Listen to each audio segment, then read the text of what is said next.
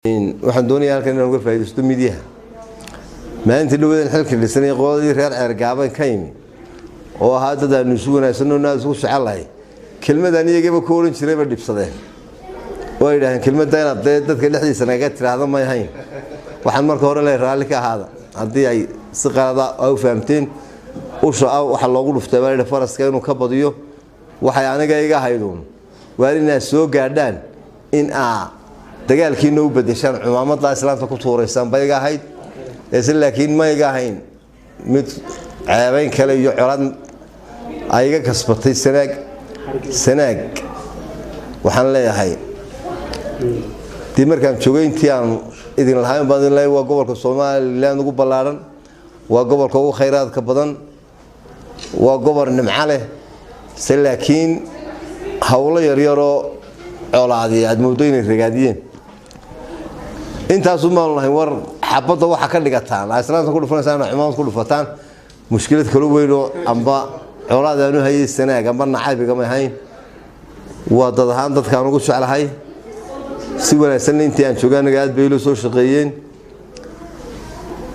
kartidiin iyo wanaagiinu isqarin maayo intaasna anaga canaan bay ahayd haddii si kale loo fahmay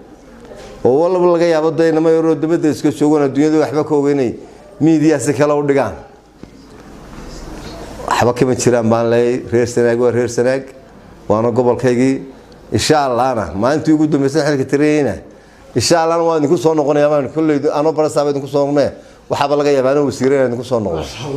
marka khayr badan baan ka rajaynayaa iyagana raali ka ahaadaan la inta hadda si kale u qaateen saak hawshooda waxay ka bilaabantay kulan aanu yeelanay isu duwayaasha gobolka ee wasaaradda iyo hay'adaha dawladda isuna meel dhignay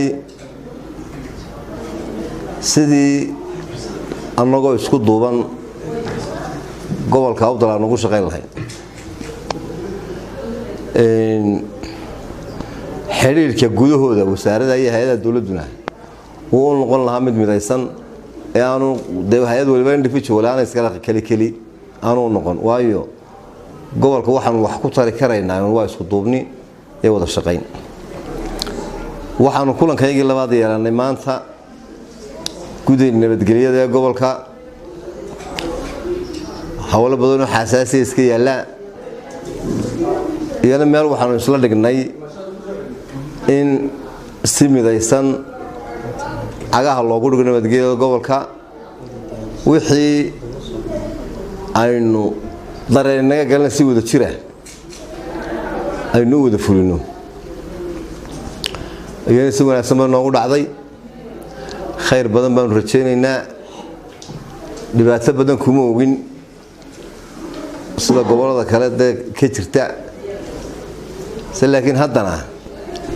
bilow aadanku waxa Arab iyo labada isdaan bay isugu dhawoodo way isqabtaan haddana kulli waxyaabo badan la isku haaya iska jira ama waxyaabo badan oo la tabayo iyana si midaysan aan guddi nabadgelyo ahaan uga wada hawlgallo ayaanu isla qaadanay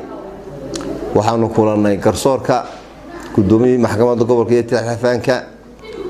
waayo ma kala maarmaan garsoorka iyo fulintu